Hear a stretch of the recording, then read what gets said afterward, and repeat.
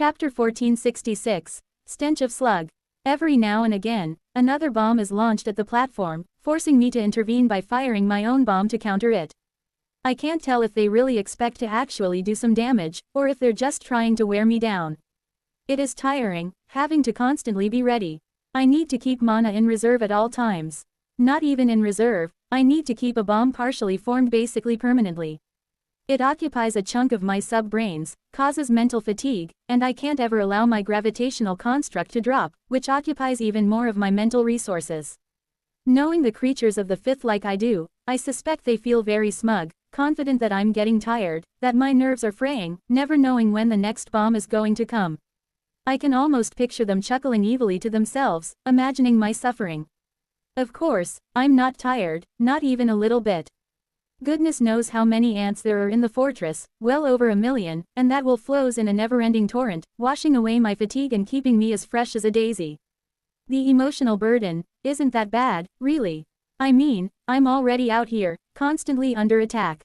Having one more thing to keep an eye out for isn't that much of an imposition. I suppose it does mean I don't get to take any more breaks, since I have to be on the platform without ever getting a rest. It's not ideal, but I can manage. However, there's been another change out here. It's subtle, there isn't much to go on, but I'm getting a sniff of something a little different happening. The pressure, steadily rising as the wave has grown in intensity, has been ramping up a bit faster than I would have expected. The monsters are coming thicker and the mucus is more dense, more virulent than before. Roving packs of nasty parasites are sneaking about, diving at the defending ants from sneaky angles, acting far more cunning than before. It stinks of slug, reeks of krath. Those tricky slugs are back, pulling the strings and playing their little games. I'd hoped they wouldn't show up during the wave, hoped we'd be free of their meddling. Looks like it isn't going to be that easy. I shouldn't be surprised, nothing is coming easy down here. They may have been behind the sludge bomb launching, but it appears they aren't satisfied with that alone anymore. Chomping and blasting away, I do my best to take as much heat onto myself as I can, making life easier for the rest of the defenders, but despite my best efforts, it's a constant struggle. Ants go down, acid chewing through their mandibles, or they get globbed with mucus and need to be dragged away before the poison consumes them. The attrition rate is still terrible. Lousy slugs. I'm keeping my senses open for any sign of the sneaky, slithery scum. Krath are masters of disguise, able to conceal their presence and mask their mana expertly. They wouldn't have survived down here without polishing those skills until they gleamed. However, I think I'm starting to get better at spotting them. For instance, that rock over there. It's part of the sheer wall that faces me, above and to the left of the tunnel exit in front of the platform. I've been looking at that rock, courtesy of my compound eyes, for weeks. I know that rock. I am one with that rock. And it isn't usually that wide. If I were to guess, I'd say it's maybe 20 to 30 centimeters thicker than it was before. Ha, you fools. You thought I wouldn't notice. They don't call me Anthony, the eagle-eyed, for nothing. I mean, I can't remember anyone actually calling me that, but they were thinking it. As nonchalantly as one can play a screaming jet of super-enhanced fire around, I shift my target closer and closer to the suspicious rock. Then I drifted away again. Then closer again. Then away again. Gway hey hey hey. Getting warm, suspicious rock. Feeling a little toasty. Something about the krath just brings out the worst in me. Unwilling to wait any longer, I snap my focus and blast the rock directly, roasting the mucus around it in an instant. Ha, did I get him? It's not easy to see through the bubbling, steaming mucus, but I'm pretty sure the rock has gone back to its regular size. The interloper has clearly fled, or been broiled. That's what you get, trying to be all sneaky. Now, I wonder if there are any other suspicious lumps of sediment around here. Taking some time to train my eyes over the wall and really focus on the details, I try to spy more krath, but I'm not seeing any other oddly sized rocks. Maybe that one. To be honest, the colors are off more than the shapes, now that I really check. I can spot a dozen different outcroppings that aren't looking quite right, the shades have changed a bit. I mean, that could just be the mucus oozing over the top of them, or perhaps they've started growing some mold or moss or something. Just to be certain, I focus my external mana sense, really drilling down on one of the oddly colored sections of the wall, no larger than a curled-up cat. Which was a mistake. I barely have time to realize that I am, in fact, looking at a krath, before dozens of nets are being launched from the wall, slicing into the blue mana and latching onto unsuspecting ants and even humans positioned close to the front lines. Krath, I roar with my pheromones. Cut the lines. Don't let them take anyone. If they actually manage to get someone out into the tunnels, we'll never be able to get them back. Even I can't survive out there, not anymore. 1467. When my brother came back to us, I knew better than to be happy. If anything, it plunged me into a deeper grief. My brother was no longer with us, the thing that shambled back to the camp wasn't him. He would never have said those things, never have done those things. The creature that came back to us was a twisted portrait of the man I'd known all my life. Honor turned to treachery, integrity turned to deceit, purity turned into something foul and depraved. I killed the creature with my own 2 hands while it cursed, spewing forth the most vile, painful words I could imagine.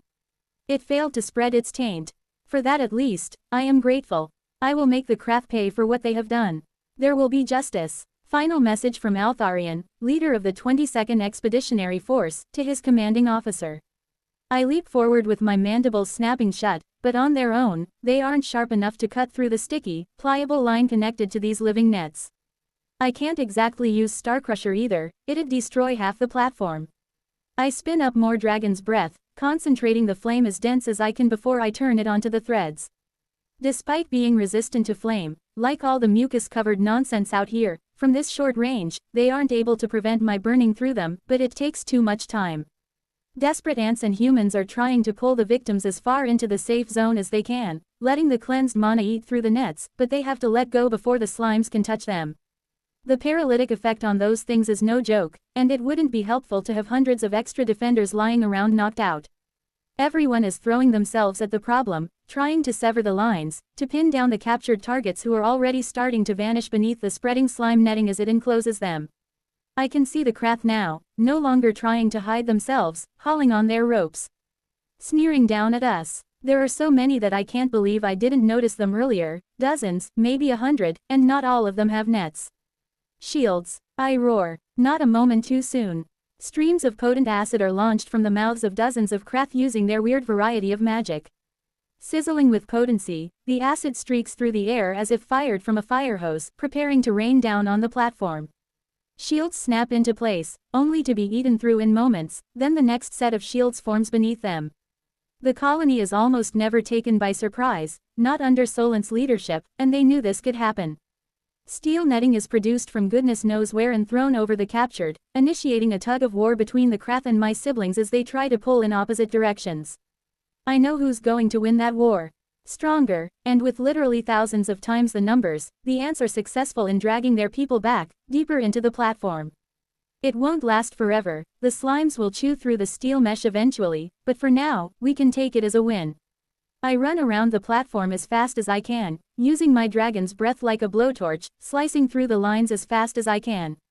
When I notice the Krath are going to launch another wave of acid, I curse and start pushing my sub-brains harder.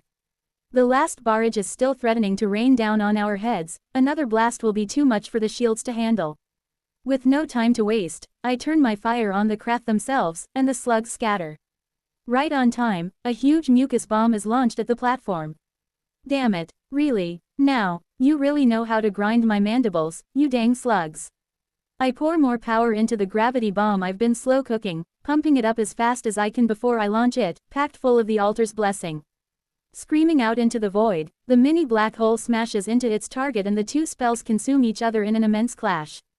The distraction was enough to let the Krath escape my fury, slithering into cracks in the stone and vanishing, letting their slime nets fall.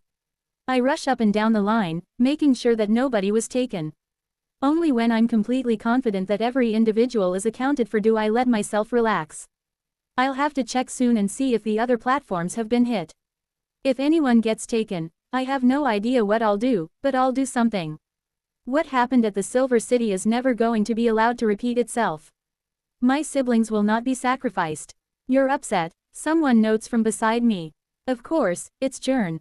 There are always one or two of the Templars hanging around me these days, and he's the only one who feels the need to wander over and talk to me about how I'm feeling. Yes, I'm upset, I say, wishing I could roll my eyes. I don't want any of my siblings to be captured by the Krath. Is that strange? There's a bit of sarcasm injected into that question, I can admit. No, it's not strange, Jern answers honestly, not noticing. He reaches up and pats me on the leg. Don't worry, if anyone gets taken, we'll get them back. There's something strangely comforting in his straightforward manner. I have no idea what he thinks we could do to save anyone who was taken, but I'm supremely confident that Jern thinks he could work something out.